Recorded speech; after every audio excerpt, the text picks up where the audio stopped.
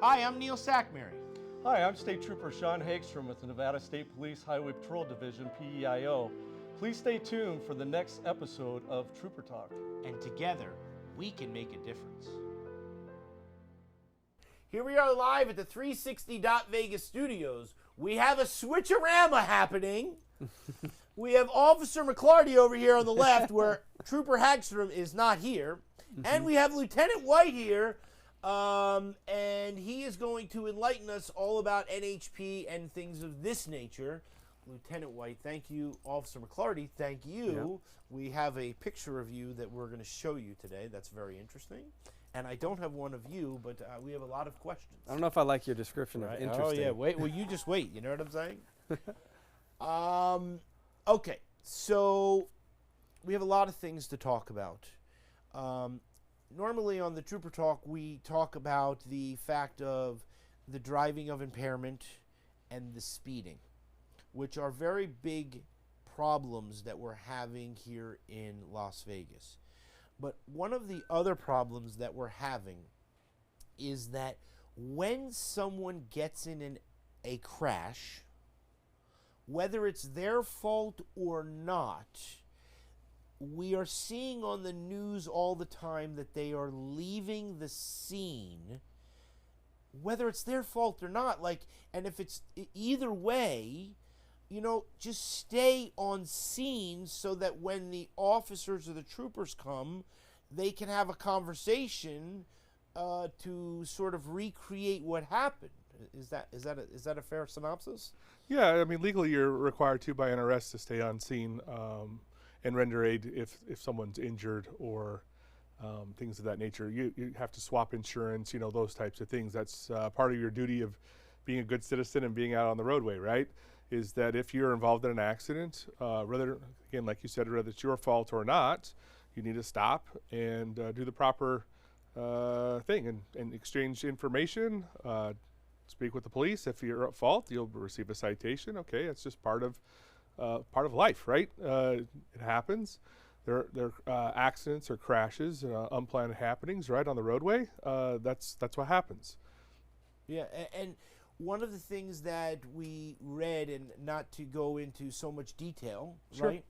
But there was someone who was involved in a crash recently where it was said on the news about that the car ran out of gas and that the person was filling the gas. Mm-hmm. So we have to ensure that when we leave, if you were less than a quarter tank of gas, please just go and fill up the car, because you're putting everyone's life at risk, including your own, because who knows where you're going to run out of gas.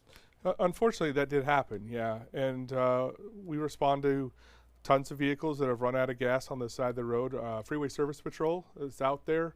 They respond all the time to folks that are running out of gas on the roadway, and you just need to make sure you have proper fuel in your car, and especially this time of year with the heat. Mm-hmm. There's not very many people, and sometimes it's hard to get to you in a timely manner. It doesn't take long for 118 degree weather for it to get really dire straits very quickly for you, because now you don't have air conditioning. Now you probably didn't plan to have water with you. Those types of things, it can become deadly very quickly. Very, very quickly. And with what you do, when it comes to the parole and probation, it's not that you're not out on the road, but you still see these same type of things when it comes to what you do, because if something horrific should happen, the possibility that someone ends up on parole or probation certainly does exist. And so it's something that in your end of the Nevada State Police that you see on a regular basis of good people that made bad choices, and those people just need to get things fixed, right? Right, and what I was going to say is an obligation as a driver. You have that, you sign for your license in a way of having these responsibilities, and stopping is one of them. You put yourself in a position where, say you made a mistake, you crashed, you hit somebody, and then that decision of leaving puts you in a position to where now you have a different charge because of your decision that you made, to where now you might be on probation or parole because of your lack of duty of staying with that person if you did hit somebody. Because when we drive, right, so the driver's license is a right, not a privilege, or a It's a privilege, privilege, not a right. not a right. Okay, Correct, 100%. Right, and so that privilege can be taken away if responsibilities are not taken care of. And one of the responsibilities that we do when we go to the DMV and we get a driver's license is that we have to make sure that we are cognizant of what is happening on the roadway, and if something should happen, we have to follow through with it. Absolutely. You just think a car is a very big responsibility just because of what you're doing every day. You have, pedestrians, you have other drivers, and if you're not taking care of yourself, whether it's distracted driving, something like that, you could really injure yourself and somebody else. Not to mention if there's other factors like the heat, like if you were to pop a tire or something and now you're stuck in the road, now other vehicles have to avoid you. Like, you have to be prepared for these things and take water, know where your spare is, things like that.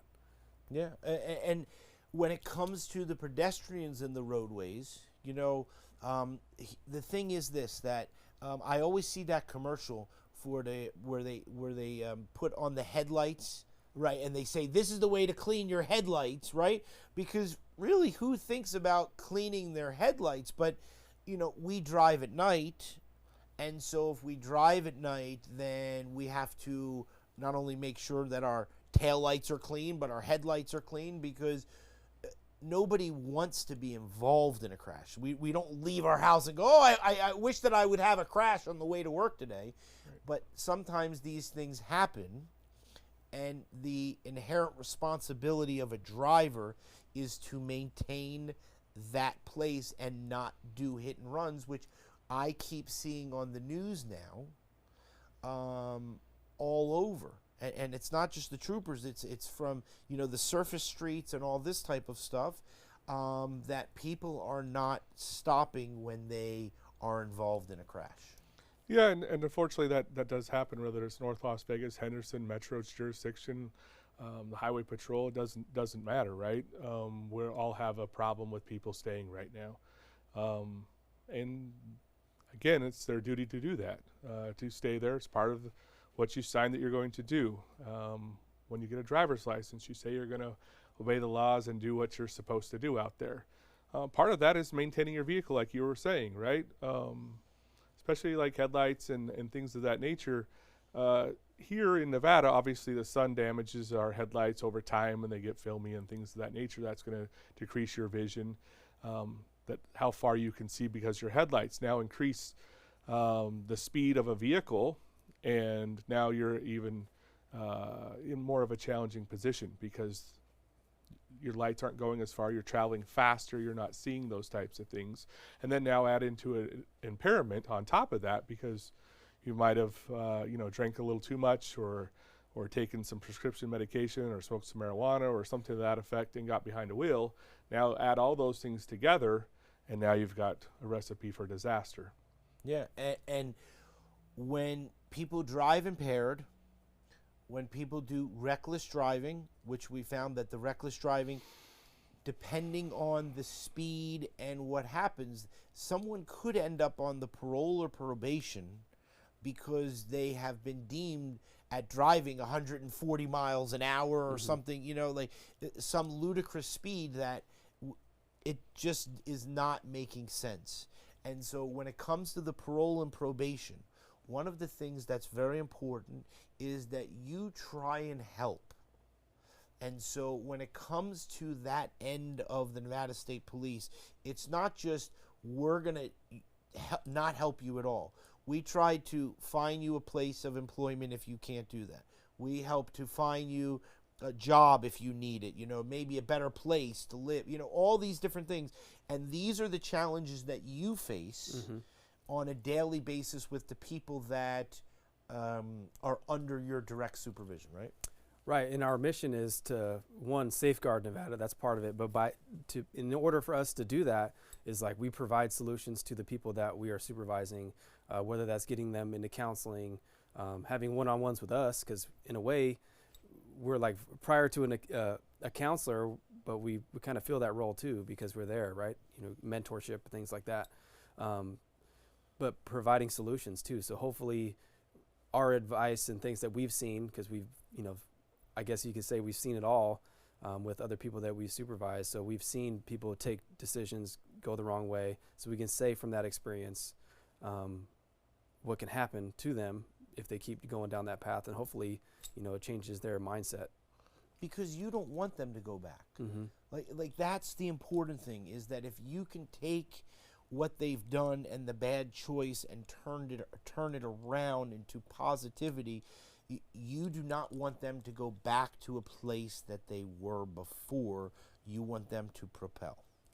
Right, and I think that's what drives most of, if not really anybody that we work with at Nevada State Police, even, you know, Highway Patrol and all the other divisions, is we see there's a need for change, right? And we want to be able to be that, you know, sounding board, or that, I guess, like projectile of change, of hopefully that, you know, we inspire somebody with like every interaction that we have.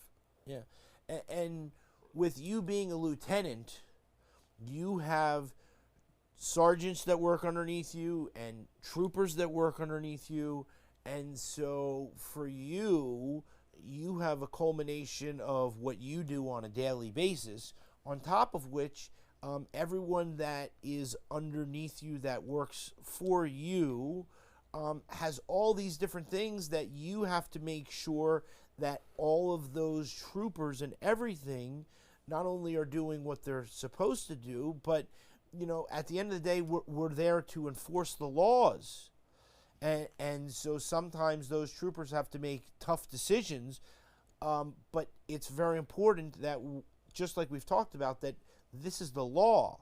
So we don't bend the law. The law is the law, and if you are found inebriated, if you are found under the influence of prescription drugs or the marijuana or, you know, illegal drugs for that matter, you know, you are not going to have a good, you know, 12 or 14 hours when you're handcuffed and then you have to go sit in this jail. And, you know, when it comes to the courts and things like this, you know, these people have to go to court. It takes time away from the troopers and out there patrolling. And so if people were more cognizant of what they were doing when they got behind the wheel, then we wouldn't have to be so crazy with these people going so fast and driving under the impairment. 100%, Neil. Choices matter, right? What we do on a daily basis matters, and our choices have consequences. I talk to people almost daily, right, about speeding. All we care about is people get from point A to point B in a safe manner, right? Whether you're traveling too fast, you're making unsafe lane changes, things of that. Those cause crashes, and that delays everybody. Then patience and all that type of stuff comes into play. And now we're slowing down commerce, and people getting to work, getting to soccer games, whatever you're trying to get to, right? All that stuff is delayed because of one person's actions or choices. And that's why we just ask people to be a little patient, slow down. Please observe the speed limit to the best of your ability. I'm not saying you got to be right at 65. If you're 66, 67, and because there's a hill, okay, we understand those types of things. But going down a hill and doing 85, 90, 95, that's unacceptable. Yeah. And the other day, one of my employees was an hour and 15 minutes late. And he came in and he was frantic, right? And he was, you know what I mean? Like, he wasn't worried that he was going to lose his job or anything, right. you know what I mean? But like, he's all like crazy, right? And I'm like, what's the matter? He's like, listen, I just want to tell you, I was on the freeway was shut down. I don't know what the matter, you know what I mean? Yeah. And so like... And we try our best to get them open as soon as we can, but sometimes investigations have to happen because, you know, someone's lost their life, or we got to determine who's at fault, right? Because at the end of the day, there's consequences for those types of things. And investigations have to happen, and they take time. But we want the roadways open as soon as we can. And we try to open up, 1 or 2 lanes if we can do it. But it's going to happen where things are shut down. And that's when we hope people would look at some of the apps that are out there, right? Maps and things like that give us alternative options. I know that our friends that control the light signals and things like that at FAST and regional transportation and all those folks there, they try to reroute folks by using the signals and things like that, and using some of the apps will help us get around those types of things. Yeah, because we need to do everything we can, because people, as much as we sit here and talk and talk and talk, you know what I mean? And I can only imagine from a trooper or a parole and probation, you sit there and you want to bang your head against the wall. You're like, I just don't understand. But the thing is that it's very important that we keep going forward. We have to continue with the mission, because there's another person out there right now who's not watching this show, who's driving impaired, or is doing something that could end up on parole and probation. Mm-hmm. And so these type of activities are not tolerated in our state. And so when it comes to the speeding and impairment and the seat belts, right? Seatbelt saves lives. All of these type of things. The Nevada State Police is out there and they're diligent.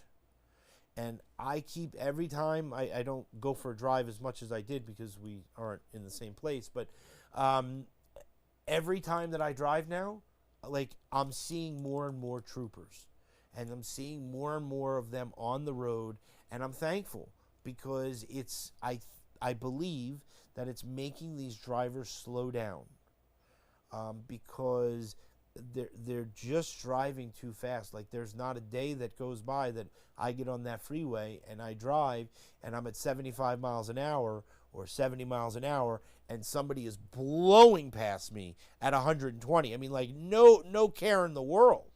And I always come back to, it's the car that has these little miniature tires, and they go around these curves like this at 100 miles an hour, and those tires cannot sustain the pressure and all this stuff, and these people are not trained.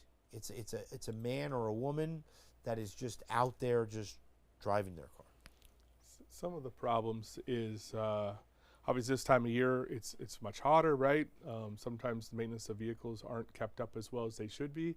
There's some people that are driving, and those tires, I don't know about you, but there's cars all over the road I see daily littered on the side of the road because they have flat tires, right? Mm-hmm. Because they probably pushing the limits probably of the life of the tire, and sometimes there's debris in the road, right?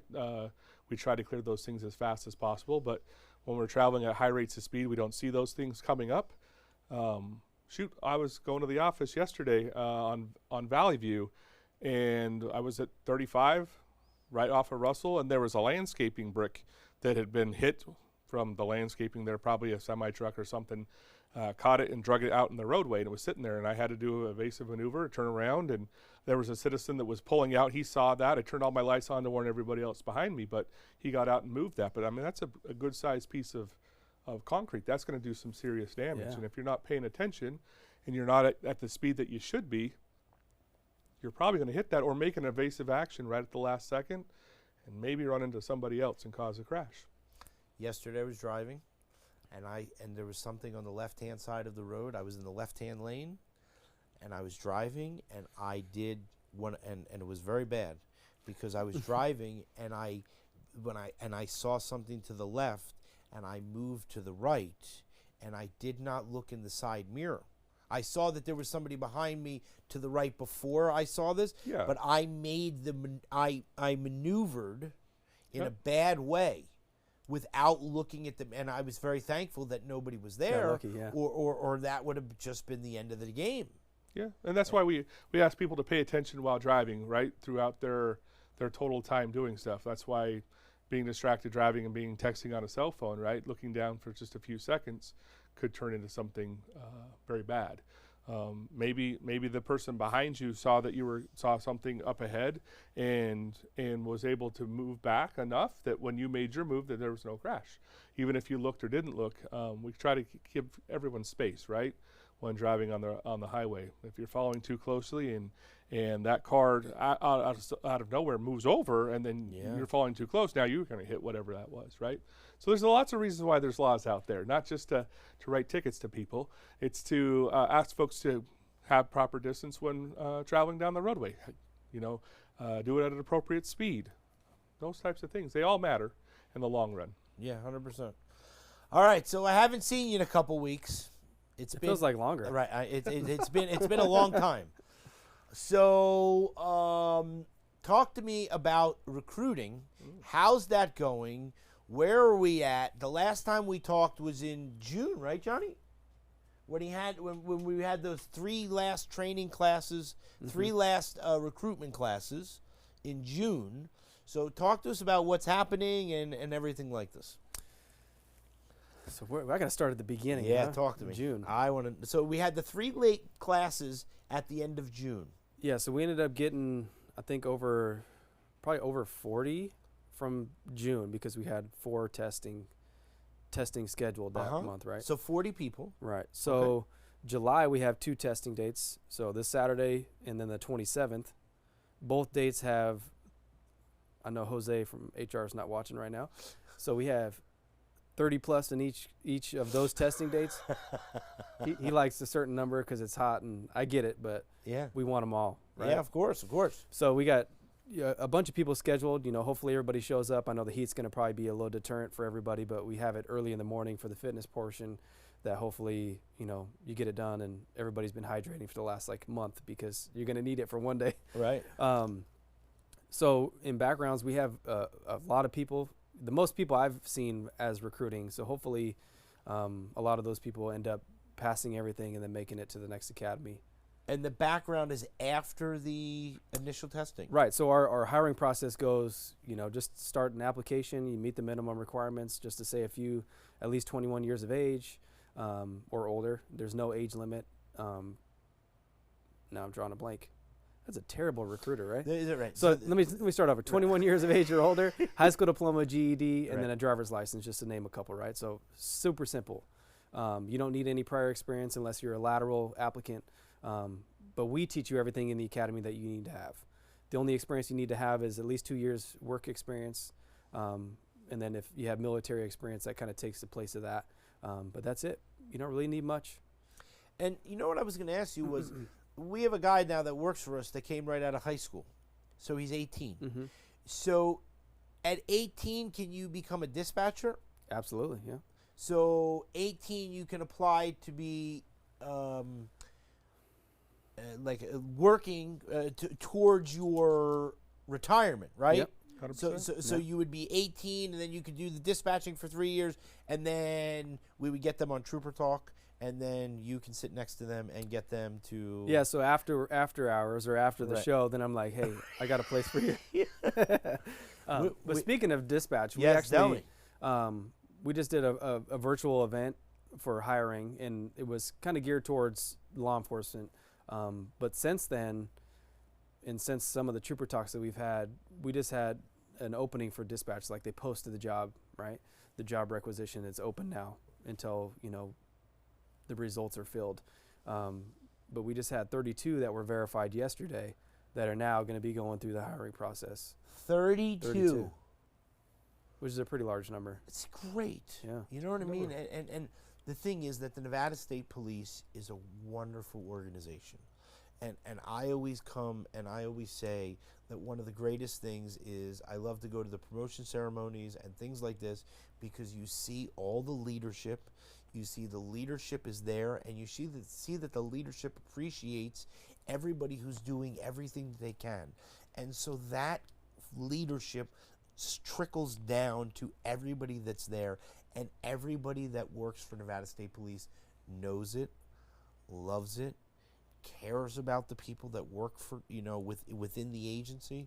And so that's fantastic. You know what I'm saying? Because we need to do everything we can to get more and more people that are well qualified that want to maybe be a trooper, or they want to be an officer.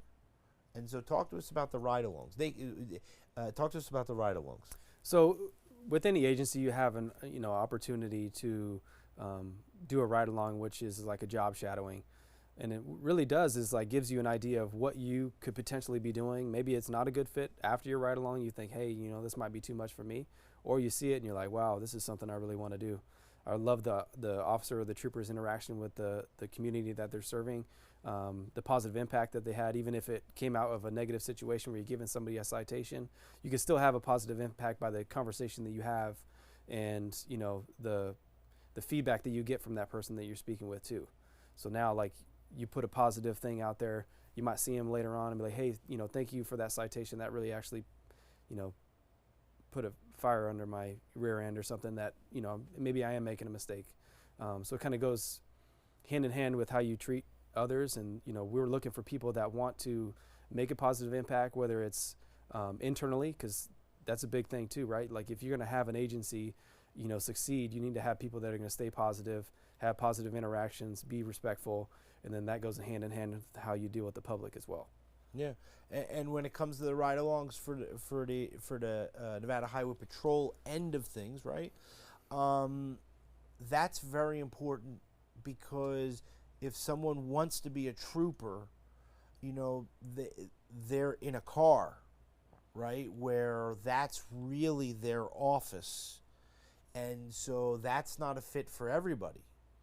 But for ones that it is, it's a tremendous fit. Sure. Right. Like, you got to be willing to go do a lot of different things, right?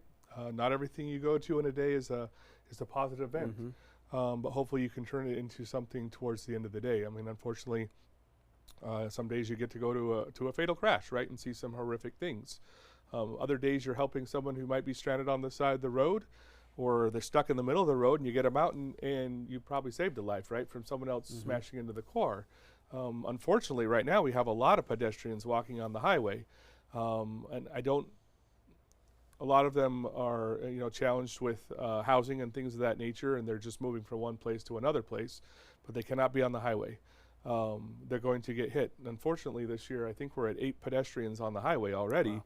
Which is insane. Like, there should not be that many people on the highway walking around that have been struck by an automobile. So let's talk about that, and then we'll get to some pictures. Yeah.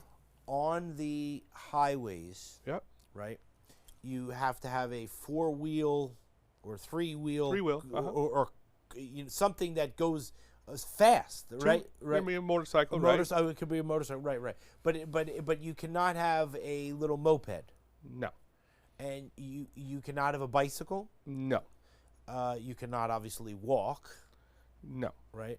And let me ask you this: because this is important. So if something should happen, and a person has to pull over on the side of the road on the highway because of whatever reason, the car stopped, whatever, right?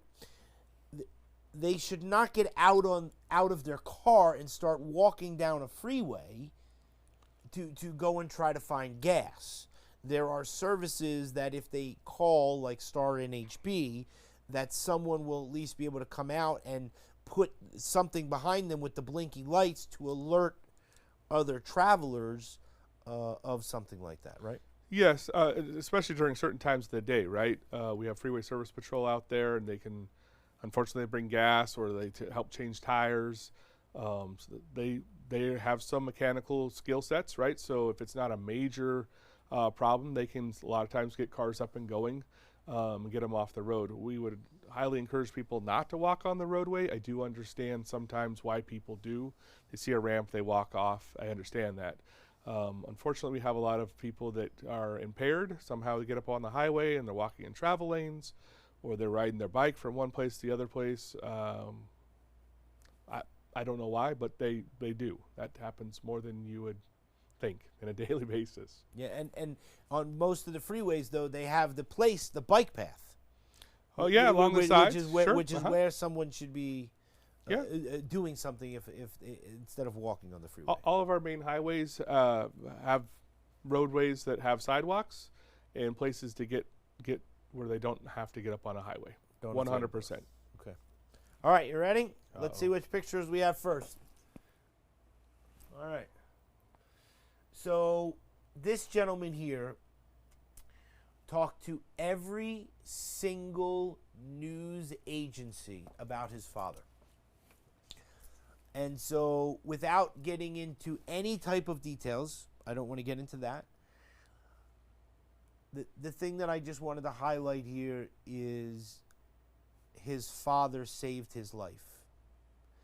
And this is something that he has explained, not any type of anything to do with an investigation or anything of this nature. Which crash is this one, Neil? Is Thi- this the thi- Northern Beltway and 250? Yeah, this is the fiery crash. The Jones. the Northern Jones. Beltway. And so I just really wanted to give homage to his father. You know, his father, he said, and you know, his mother, they were married for a long time, and you know what I mean? And here's the thing that I just, you know, when this happens, these have tremendous ripple effects to not just the person who passed away, but to all of these families. And from, you know, from siblings to spouses and to these type of things. And so I just really wanted to talk about the fact of that people really need to be cognizant of what it is that they're doing, because it's really easy to get into a car and drive down the road. You made reference to the fact that, you know, a car, you know, it could be a deadly weapon, right? And so especially big trucks and, you know, and all these things. And so I saw him on the thing, and one of the things that broke my heart was they said that his father was going to be laid to rest, and they didn't know if he was going to be able to get out of the hospital. And so I just want people to understand, driving in any type of manner that is not exactly what the roadways are supposed to do can really have dire consequences. And this gentleman doesn't have his father anymore. And so that part of it just is heartbreaking. You know what I mean? I lost my father 4 years ago. And so not to anything like this, but you never come back from that. Mm-hmm. And so I just feel really bad for this gentleman and his family. And so I just, you know, I don't want to talk about anything to do with the case specifically, but it just really bothers me. It's a very unfortunate event, and it's happening all too often on our roadways, whether it's a wrong way driver, impaired driver, speed, reckless driving, whatever. This should never have happened, right? There's no reason for a vehicle to be driving wrong way on a highway. And then lives are affected, right? Every single day lives are affected. Even if you're in a crash and it's not, doesn't result in death, right? This gentleman obviously is in the hospital. Daily there's people transported to the hospital, and now it's a financial effect on families, right? You got rehab, all those types of things, missing work. And so it's a cascading effect when people are involved in these types of crashes. But their family, and then everyone that the deceased gentleman came in contact is affected by that, right? If he's a business owner, everyone who came to his business is now affected because of that type of a thing. So those are the types of things that people don't always think about. They're in the moment, whatever that moment was, that got them to where they were impaired or that type of thing. Having fun or doing whatever they thought was fun at the time. And now it's not. And now it's not, you know. Now it's not. And the thing is that we have people that are just learning to drive, you know, that aren't as skilled or experienced as someone that's been driving for a long time. Not that that makes anything better. Sure. But you know, when I see things like this, and when it comes to the parole and probation, you know, no matter what you could ever possibly do to try to rehabilitate, you know, someone still has these type of things of what it is that they've done in their mind. People need to know that there could be very big consequences, not only in the fact of death to you or to someone else, but parole and probation is not fun. No. You know what I mean? And so when you go, and I never want to be on it, I don't ever want to think about it, I only hear from you, but, you know, you can't go here, you can't go out of state. By the way, if you want to have a drink of beer, you can't do that because you know, I mean, like, you have stipulations on people to ensure that they're following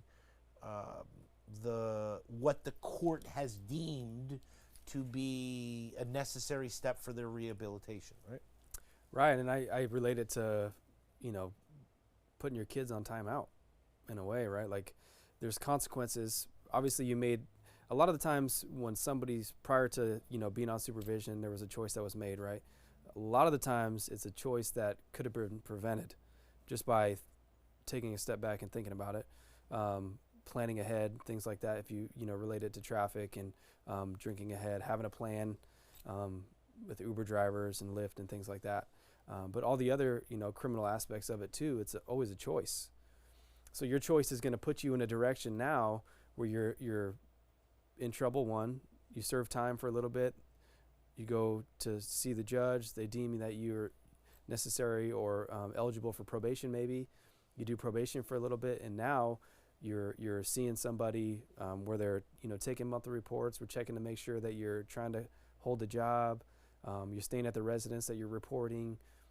Maybe you've been in trouble while you're on probation, and now you have to do weekly reporting. So now you got to come see us because you've been, you know, delinquent in your monthly reports, or saying that you're living somewhere where you're not really living there.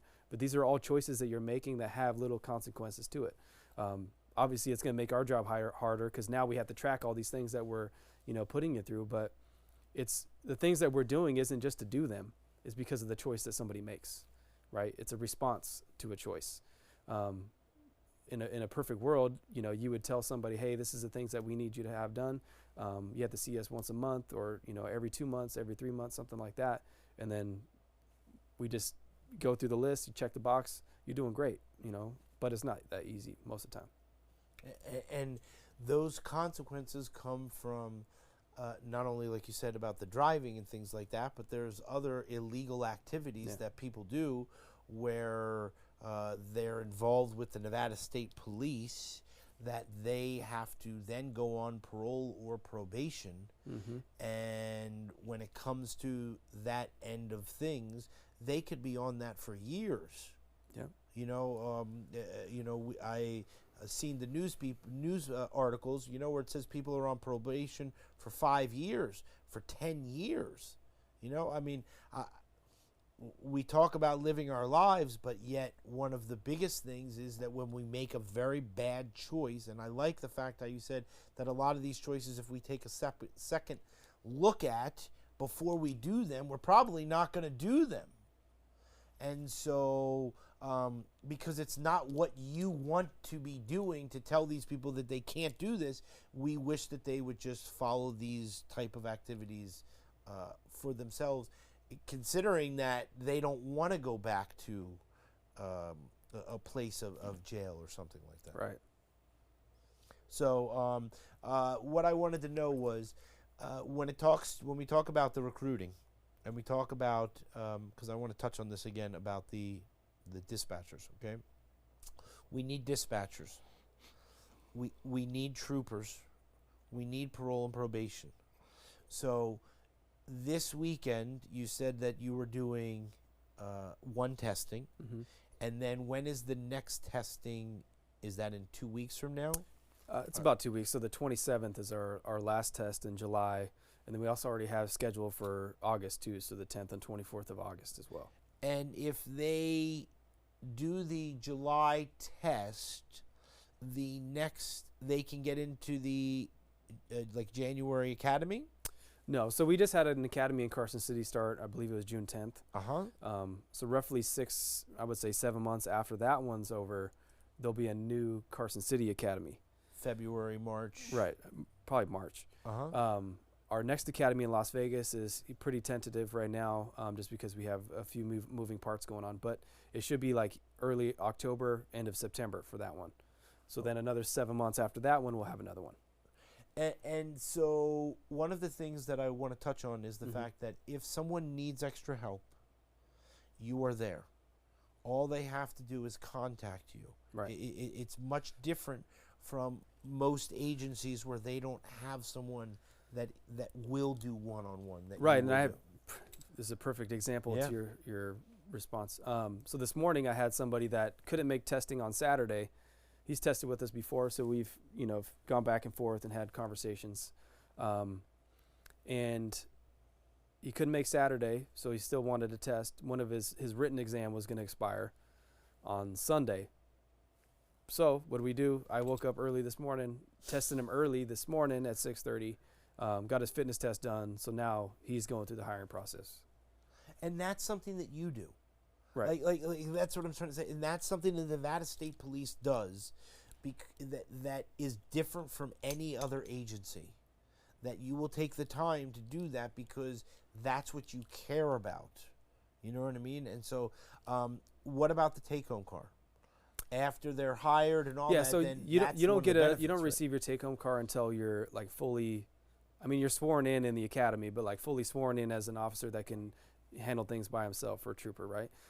So once you're off field training, then you actually get your car to be able to take it home. And I notice you don't have the lights on the light bar. Yeah, mine's Like mine's the in ghost car, right? Well, I have them just above the, just underneath the headliner there on the On the inside. visor. The and, visor. And so they blow past you at 100 miles an hour all the time. A lot of people do not see me, but it does still say State Police on the back in blue, and it still is a silver car going down the road. And I know I'm probably doing 72 miles an hour. I know that because it's set my cruise control. There's a reason why you catch up to me, and it's not because I'm going slow, because I'm over the speed limits, because you're going fast. Right. So, but yes, I visit with a lot of people because they don't necessarily see me as well as having a light bar on top. And then we have some other cars that are even. We love the ghost cars. And you know what we That call are that, the right? ghost cars. So he yeah. says conversation, but we call that trooper talk. Right. Yeah.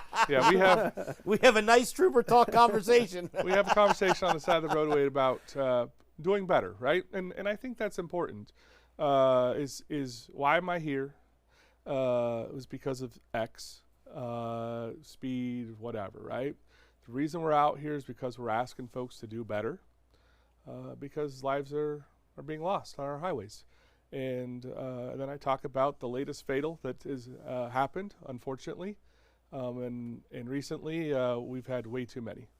I think the PIO's office sent out 4 just on the 5th or 8th of this month, just over the weekend type of stuff. And it's just way too many. Way too many. And I love the way that you say it, that you have the conversation, because one of the things that I think is really cool is that you do have a conversation. Like most people just think, oh, they're just troopers. They pull people over, they give people a ticket, and then they drive. And no, like it's having that conversation, because it's very important, because you don't want to see anything happen to that person. And so I know that when it comes to the agency, it's one of the things that separates this agency from everyone else, is that everyone in here really cares. And so when people always ask about the car, and they're like, oh, how fast do you drive your car? And I'm like, let me explain this to you. I don't drive very fast. It's the experience.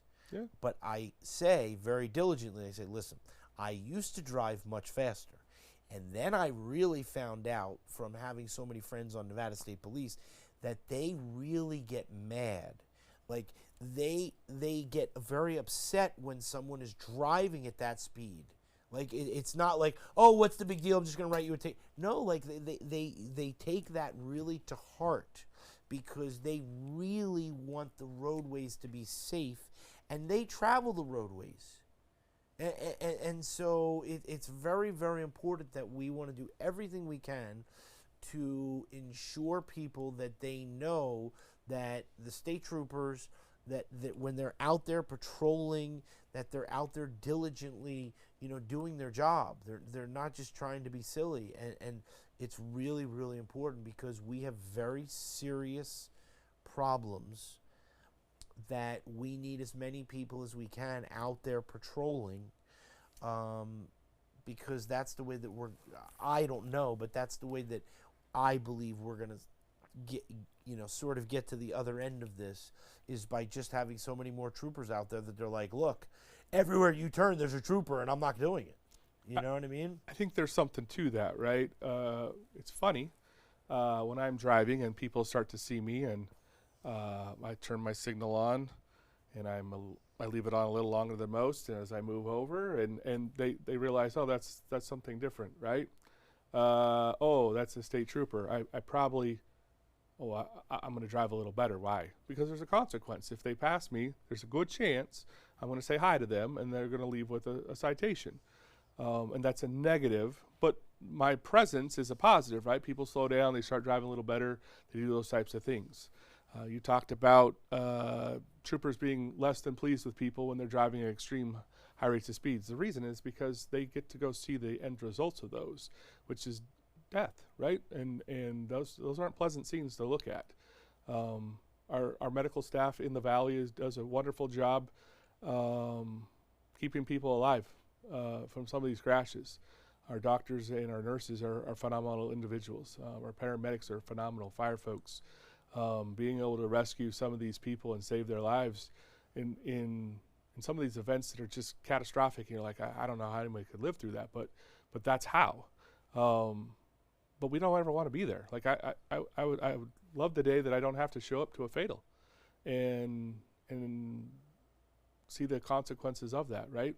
Our investigators that do these troopers that have to call the families and talk through the last little bit, it's very challenging for them. And they go through that way too often. It's part of what's going on. But I'm with you. The more troopers that are out there, the better people drive. It's weird how that works. Yeah.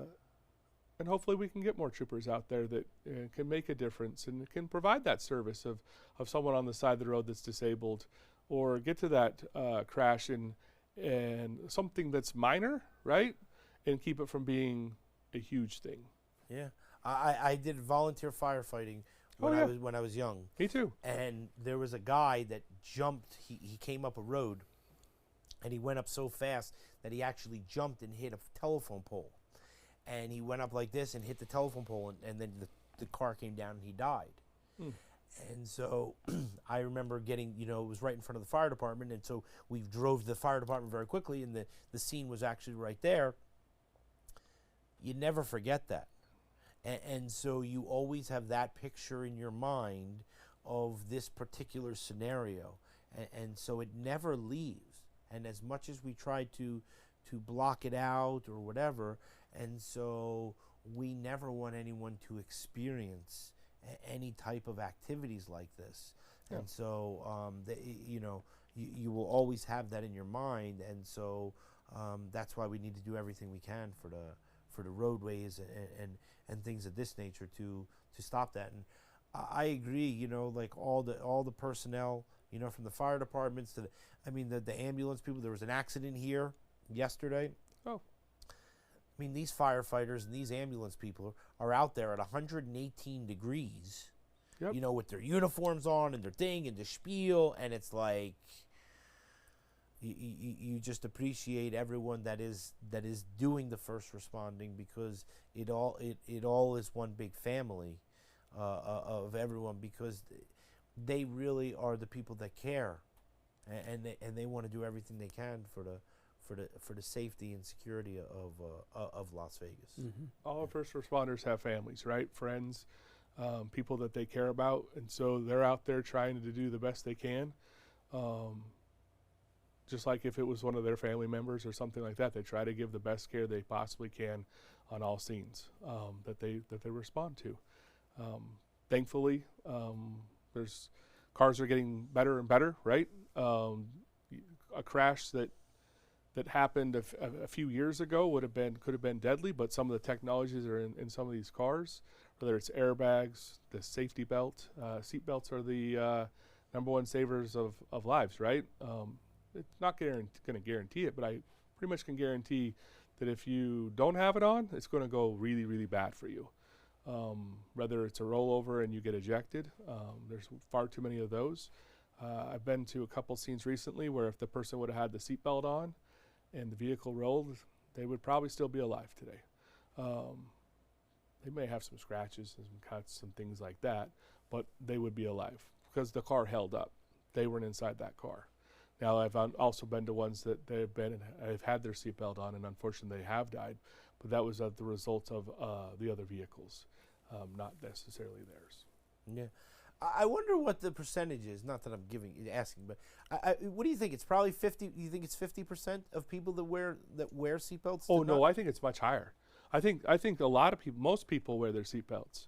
Oh, okay. 70, Majority. 80%? Oh, I would say might even be higher than that. Oh, that's great. That's great news. I don't know No, that. no, but that's great news, though. You know what I'm saying? Because I never thought about it, but we see all those things on, for the accidents, for the seatbelts.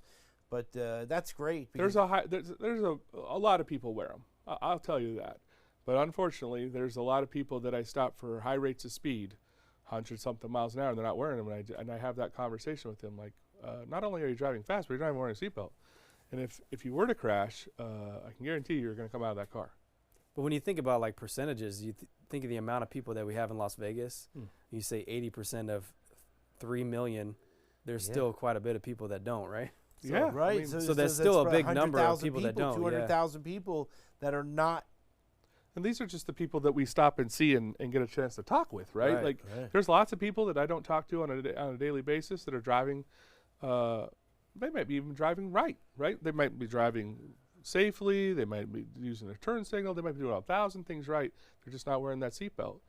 And they're a safe driver. That's perfect. But the guy around you, the lady around you that's driving might not be that person. And that's where you're putting the risk, is in somebody else's ability to operate a motor vehicle. Yeah, that's a great point. That's a great point, and that's what we have to get to these people so that they understand, because it's not you. You could be the greatest driver in the world, 100%. but it's the person that's next to you that who knows what they're doing. You know what I'm saying? Don't know, right? You don't know. And that's the risk that you take when you get in a car. And that's why some of these advancements in auto safety is key to use. Right? Even if it's something as silly as the hands-free device, right, to talk on your cell phone, because everyone's busy, everyone's got things to do. That's legal to do that, right? But it's a hands-free device. That doesn't mean on speakerphone in your hand. That's not a hands-free device. Right? It's funny because I forget what it was, but we talked about it a couple shows ago, and I learned that you cannot have your physical hand on the cell phone, because then it's considered on the cell phone, but you can have it on the like one of those things that they put on the dash or whatever, and it can be there as long as you're not touching it. Yeah, I mean, if you need to report a crime or a event on the highway, like there's a clause in the NRS, right, that says to do that, right? But to activate the call, you can activate or deactivate a phone call. You can do that. But you can't have it in your hand because you're supposed to have your hands on the wheel, right? Or be able to use a turn signal or whatever it is that you got to do while driving the car. You can't be sitting there texting, right? You're not. Okay, we'll see you very soon, and looking down like this, right? You see all these people.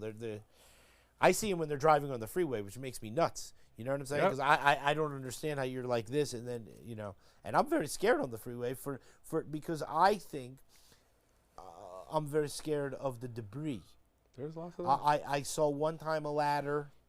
You know what I mean? And so it doesn't happen often, but the thing is that I'm very cognizant of that because, you're doing 65, 70 miles an hour, and like you said, there's a brick or a ladder or whatever, and, that thing, all it needs to do is flip up on the windshield. And troopers are running out in the highways daily, multiple times a day, pulling debris that's come off of trailers or trucks or whatever because people don't secure their loads. Right, that's one more thing that technically by NRS, you have to secure your load, right? So Yeah. you could be written for losing your wheelbarrow, for example, out the back. It happens all the time, out the back of your work truck because you didn't take the time to secure that. Ladders are daily. I guarantee you, ladders are daily. I don't know what the stats are technically, but It's you gotta need to be. be in the ladder business. I'm telling you. I saw the replacing ladder ladders. and it was run over. Yeah, Lowe's, Home Depot, they make a killing on ladders around this town because they're everywhere, and they're they're literally everywhere. You know, when it comes to the securing of the loads, we never really talked about that, but that's very important because people I see that all the time where people throw the stuff in the back of the pickup truck and they don't have the rope, or you know what I mean. They're just like, oh yeah, it's good enough, and I'm like, I think there's levels of security too, because this is an off-duty story that I have, and this was like a couple years back. I think I was going to a Christmas party with my wife, and I'm in the passenger seat because she gets car sick or whatever, right? So I'm in there and I'm looking around, and I see this van pulling just a trailer, has nothing on it, but it has like a generator in the back. And he kind of swerved. I'm like, well, that's weird, right? And he's driving, and all of a sudden he swerves a little too hard. He hits a bump. The generator flops off the car, hits the pavement, but it's chained. But it's not chained stuck. It's chained like a dog leash, right? Like it's flopping. So it flops onto the pavement, sparks, catches on fire, and he's dragging this generator down the street. So he ends up pulling over, and my wife's like, "You want me to pull over?" I'm like, "Yes." So I get out the car, I like run over there. He's trying to throw water on it, and I'm thinking in my head, I know I've taken a fire class before. I'm like, gas, oil, you don't throw. I'm just thinking, you don't throw water on there. I'm like, just get away from the dang thing. And he wasn't listening. I think he was impaired. So I waited there trying to get him away from it because I didn't know the status of this thing, and I ended up talking to fire, and I don't know what happened after that, but it was wild. But yeah. it does happen. You know what I mean? Like you said, It was I mean, chained. you know All what the I mean? time. Like It was chained, but it was like just enough to where it still can.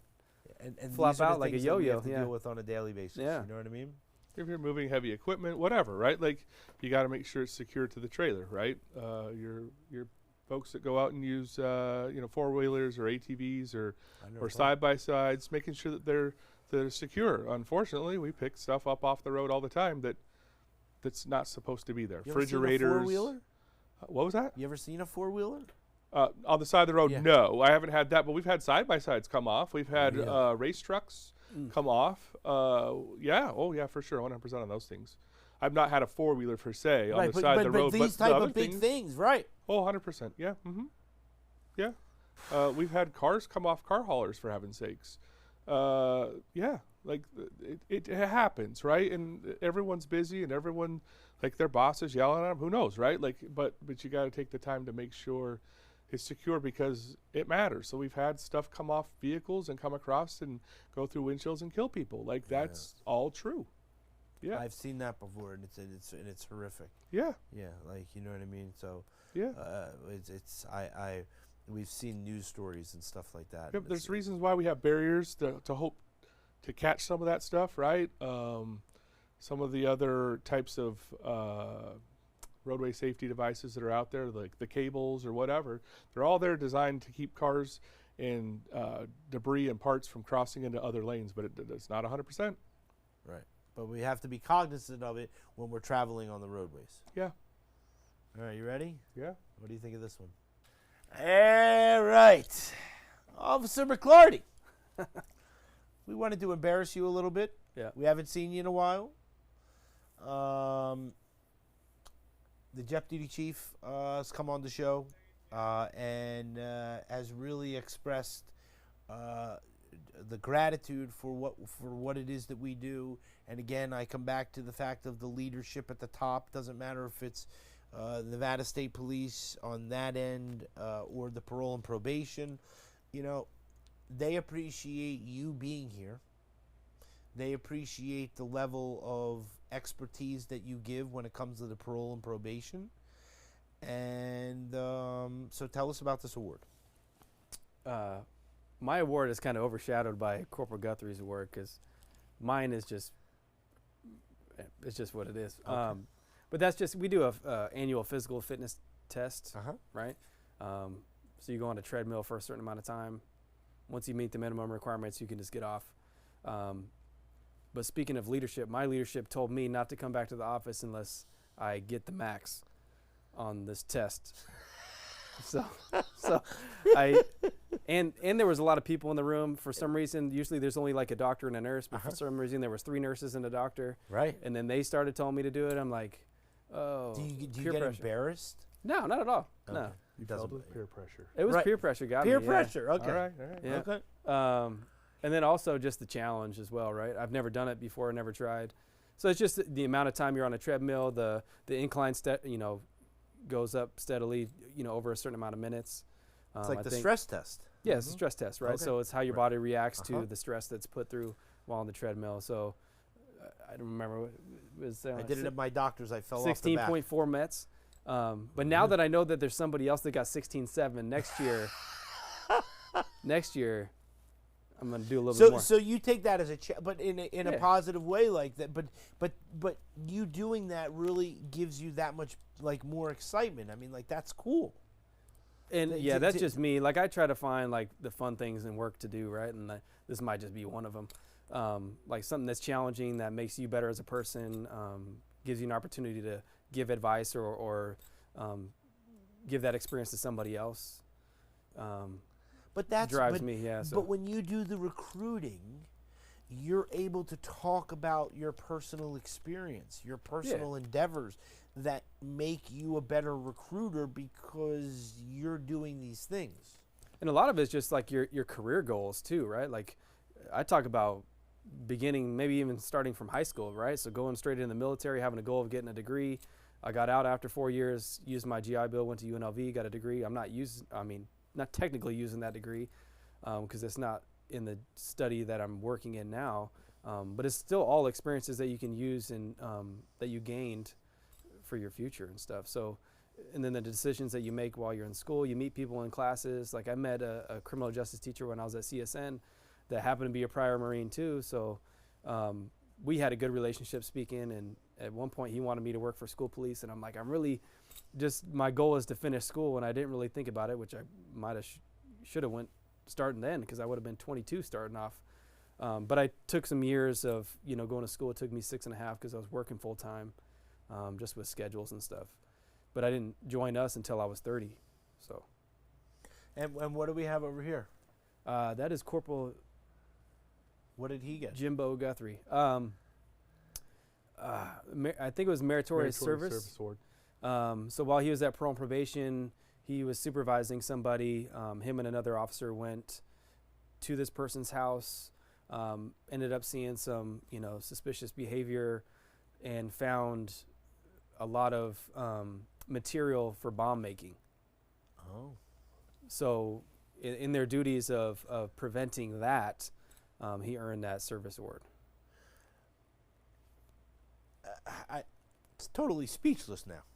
I guess that's something that you would see in your life. I mean, like, who knows what you see when you go into somebody's house, right? Yeah, I it mean, could be- it could be positive, it could be negative, but I Yep. mean, you always have to maintain what you're doing, I guess, right? I wouldn't even know, like, you know what I mean? Like, if you went into somebody's house and they had, and there was activities that a person deemed that area of things wouldn't be doing, that's sort of like the hard call that you have to make as a parole and probation officer, that like that there could be consequences for that person for what you're seeing and what you're going to do, right? Right. I mean, so say somebody comes in and does like a positive urinalysis test for drugs, right? More often than not, at their residence, they might have some drugs there, right? So now it's your job to deter that behavior by maybe going to the residence now that you have reasonable suspicion to be able to search that residence to make sure there's no drugs at the residence. Because you're already going to, deter behavior by doing the urinalysis test, but they tested it positive for that. Now you have to do something else. So now you have to go look a little bit deeper and a little bit further to see what's really going on. Paint a bigger picture for when you do write a report to show to the judge, like, hey, we did this to try to deter this behavior. They ended up doing this in response to that. Then we did this, and then this is what we did in response to that. Now we're kind of running out of answers, so we're kind of bringing it to your attention now that, you know, the division has done this amount of work to try to deter this behavior, and we need something else. And you've sat in court for a long time. You know what I mean? Like, you just, you know, see what goes on and see what people are doing and all of this type of stuff. And, you know, when you're in court because of someone doing some type of bad activity or something, you know, it's not easy. You know, I mean, I don't know, you have to sit next to it. Like, I sat next to Judge Gephardt to just do a video. And I sat in that little chair, right? And then he sat there and we were doing that little video, me and Johnny, and it was very scary. Like, you feel like you look out and you see like these two desks there, and you're like, I never want to be in this position ever, right? Like, because it's very scary. But what happens is that if you are put into a position that you are doing the wrong type of activities, there is going to be someone there from the Nevada State Police, if that's who did whatever to put you there, to ensure that these laws are followed through, because that's what they gave their oath to do. And so sometimes things aren't easy, and sometimes things don't make us feel good, but it's the letter of the law, and we have to stick to the letter of the law because we have to ensure that we're doing those type of activities. 100%. Our friends at Parole and Probation spend way more time in court than we do. Typically, just because they have caseload after caseload after caseload they have to report on. But as a trooper, you go to court quite often, or a DMV hearings and things of those natures, to report on what you saw and what you took action on. And that's what you do. That's the back end of the job, right? The front end is finding someone that's doing something that's incorrect, right? Taking and applying NRS, if that's being arrested, that's what it is. For DUI, then they go to jail, and then there's the back end's the report writing and going to court and testifying and doing all those types of things, where you're supposed to tell the truth, right? So sitting up there, you're trying to make sure you got everything factually correct. You're not there just to have one side win or one side lose or any of that type of stuff. Just this is what's factually happening, and two lawyers plead their case and a judge rules. That's called America, right? And that's how it works. And we're all subject to those laws and rules. Yeah, and that's why some of us abide by those laws, Sure. and that's the thing that we really need that people need to understand, that the laws that are in place when it comes to impaired driving, right, speeding, like you said, 66 or 67 going down a freeway, down a hill, nobody's bothering you. You're at 95 miles an hour and you're going down a hill. There's a problem there. Yeah. And this is something that people need to understand, that these roadways are not their personal racetracks. And so it's very, very important, because we want to ensure that we have a safe place to drive, our personal vehicles or not, and not have to worry that some person is doing something on our roadways that they shouldn't be doing. Well, like I said earlier, like we hope that everyone can get from point A to point B safely, right, and live life, whatever that is. Whether you're going on a vacation, whether you're going to work, whether you're going to a wedding, like whatever. It's please just go and live life, but please do it within the rules that are set up by law, by our governing officials. Yeah, 100%. As if not, if there's no consequences, people would be running amok, right?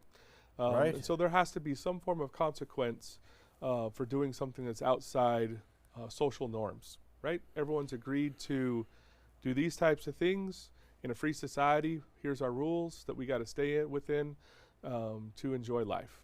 Let's see what else we got here. All right. I wanted to just tell everybody that we got the trademark for Trooper Talk. Oh, nice. from the United States of America Trademark Office. And so the important thing is that Trooper Talk will be here forever. The Trooper Talk is so important because we just want to keep getting our message out there. We want to tell people that Nevada State Police is the best agency to work for, and that they're just this big family. And so it's wonderful, and we do that by doing the wonderful recruiting. And so by doing more recruiting gets us more troopers, gets us more officers, and hopefully we'll control the roadways, because we need to do everything that we can to control the roadways in the best way that we can. So I just wanted to tell everybody that. I was very proud of that. Yeah, that's It cool. took- Yeah. It took 2.5 years to get that. And, you know, all I can say is that we're very thankful, and we couldn't do it without you guys. Well, we appreciate You know what I mean? support, obviously, from you and your staff in getting our message out there always, in helping us in whether it's recruiting, Mm-hmm. whether it's roadway safety talks, just support in general of the mission of Nevada State Police, whether it's the Highway Patrol Division, Patrol and Probation Division, Capitol Police Division. I mean, there's helping us get more dispatchers in our Records and Communications Division. Those are all important things for us, so we appreciate that. And let me tell you, I sent you a text, and I said, can you come on to the show because Trooper Hagstrom is not here? You responded in 1 second and said, no problem. You said, I just have to make sure that, you know, there's not other obligations that I might have to do on that day, you know, because of things and all that. But, you know, I come to the fact that, you know, you could very easily say no. Sure. And so it means so much to me. You can't say no. You're right. Because, Yeah, he because, stopped. because I'll keep calling you. You know what I'm Right. saying? I'll be like, where are you? Where are you? Yeah. But no, I mean that. You know what I mean? Yeah. Like it really means so much to me, and you've always extended that. And so I just want you to know that in this time when Hagstrom is, we're gonna get that video of him running with the bulls. I hope we do. You know what I'm saying? Like, all right.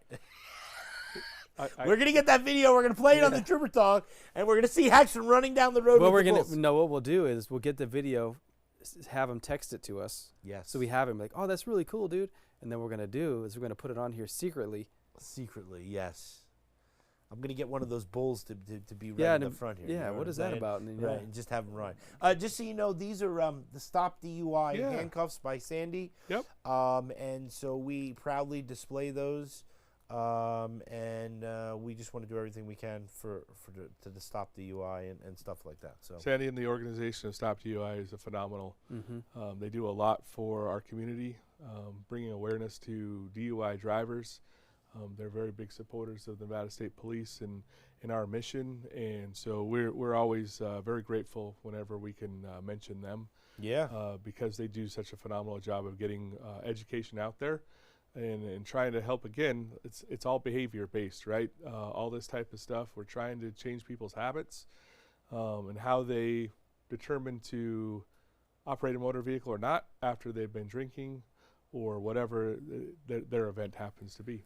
yeah. It's all behavior based. We love them, and we can't do anything without them. You know what I'm saying? All right, Officer McClarty, we're gonna finish now. Mm-hmm. But you haven't told everybody in this camera right here what they need to do to come and see you. So why don't you tell them what they need to do for the recruiting so they can come and hang out with you and get some more dispatchers and things of that Right. nature. So like a lot of the agencies here in Nevada, we have an open recruitment. Nevada State Police is hiring. The only thing that you need is to meet those minimum requirements of age of 21. You can actually be 20 and a half. As long as you're 21 by the time you are sworn in the academy, we will accept you. In addition to that, you have to have a few of the other requirements. But once you meet that minimum requirements, you're off to the races. And races meaning you got to do a fitness test, right? A written exam. Once you pass those, you move on to the next steps. It may seem daunting, right? But us as an agency, we have a lot of representatives that come speak to the candidates on the weekends during the testing. So what we do is like an informational seminar in between tests where we have troopers, Capitol Police, parole probation officers that go out there and speak about their careers up until that point and maybe why they took the journey of picking that division to start off with. We show videos. We give an opportunity for the candidates to ask questions, and we give the best answers that we can give at that moment. But we have dedicated people that are going out there, not only myself on the daily basis, but we have people that are going out there that want to have people join them on their team. And we test every month, whether that's a one-off testing for somebody that can't fit their schedule. I'll find a part in my schedule to get them tested to move them on in the hiring process. And in addition to that, while we're testing, you have somebody to ask questions, and I have plenty of answers because I've been doing it for 2 years now, of advice of what documents to start preparing for backgrounds, kind of give you a play-by-play of what's going to happen, what questions are going to be asked, so you don't feel this daunting pressure of this new process that you have to go through, because it's a lot different than submitting a resume and doing an interview for a job, right? I worked at the hotels for 6.5 years, and all I had to do was interview, and I got the job. That's really it. With us, like, there's a little bit of an interview process. There's like a vetting of, seeing your background in history and medical and drug tests and things like that. So it seems like a lot, but it's really not. It's following directions and then being able to speak with somebody about the process that'll ease the entire gamut of tests that you have to do. But we're hiring. And right now, with the popularity that we're having with our raises that we got, so mentioning the raise that we got last year, because I'm super excited about that 23% that we got last year, but we just got another 11. So Nevada State Police just keeps improving every year. I know there's a lot of naysayers out there with any agency of what things that specific agency brings to the table, but speaking from my heart and the amount of time that I've been here, I haven't found a better job. I've been in military, I loved it. I've been in the hotel, which I loved it as well, but now I'm finding that that camaraderie that I was looking for when I got out of the military, I found it here. And this is the place that I want to be in the rest of my working career. Because once I'm done with this, I'm done. I'm not going anywhere else. You know? Do you want to do recruiting? Yeah. Let me just ask you something. Yeah. If someone does the testing and someone does the written test and all this type of stuff, when is it that they have to decide if they want to be a trooper or they want to go into parole and probation? When is that decision? There's kind of two answers to that, because at the very beginning, you're able to pick a division because we give you a conditional offer letter, conditional on passing the written exam. We do things up front to try to save time, right? So there's a waiver and things you have to get notarized. We do it at testing to save a step. But you get to pick your division then. So after that informational seminar that you do at the testing site, you get to pick your division. So Right then and there. Yeah, right then and there. You pick it, you sign it. I want to do this division. I don't want to relocate. I want to stay in Las Vegas. I don't have a Cat 1 post. I'm going straight the cadet route. You pick Parole and Probation, Highway Patrol, or Capitol Police that we have openings for right now. So you get to pick your division. You have really all the way up until backgrounds to switch. Like if you go on a ride along during the hiring process and you're like, you know what, I think this is going to be a better fit for my family life and my personality. I want to do this instead. You can do that. And then also, like, what differentiates us from other agencies as well, you don't have to do a specific area of what we call like beat cop or patrol cop for, X amount of years until you're available to do like a detective or things like that. You're eligible after 2 years with any one of our divisions to put in a transfer to go somewhere else, whether that's me going from Parole and Probation or Training Division to Highway Patrol, or Highway Patrol to Parole and Probation, Capitol Police, things like that. So you have the availability to extend your career in a way of not getting stagnant, doing different things, getting more experiences. And what that does is betters us as an agency to having somebody from Parole and Probation bring that experience they have to NHP, and then NHP going to Parole and Probation, having that patrol procedures and all that stuff that they have, and just vice versa, all that experience transfer from, your coworkers. Yeah, and it's important because we had the captain on here, and that's what he did. You know what I mean? Mm-hmm. He went from the Parole and Probation to the Highway Patrol, and it's really good because he was able to learn the ins and outs to decide where he wanted to be, and so it's very, very important. And so I want people to know that when they do the testing and they do all that type of stuff, that they're able to have conversations to decide which is a better fit for them. Absolutely. Because one might not be, right? Like, somebody might not want to be in a car for as long as they do, and they might want to help people in a different way, and some people would want to feel. And what I do too is I don't push any one division, because I want you to be able to find a fit for you, right? So if you have a specific idea of what you're looking for, I can tell you what might fit that. But then also, like, if you're kind of on the fence, then I know people, or I have coworkers that are willing to speak to you, to where I can give that candidate's information to that trooper or to that officer. Hey, can you call this person or shoot them an email, so that you can go over of what you like about that position and what drove you to pick that division, and then maybe they can pick their brain outside of just the informational seminar that they have. So we have people that are willing to take their time to speak to these candidates, because we want coworkers that want to work, that passion that we have, because we're going to be seeing them every day, that positive impact that they're going to be having. We don't want any negative Nancy's, right? No, of course, and I was just going to say, to the fact of the better that they feel about where they are is the better job that they're going to do for and the it affects agency. more than just them. It's going to affect the people that they encounter, on the freeways, the probation, the houses, the office, wherever they're going to meet them at. It affects their daily life. Not only that, their family's life too, and that's something that we take into account of.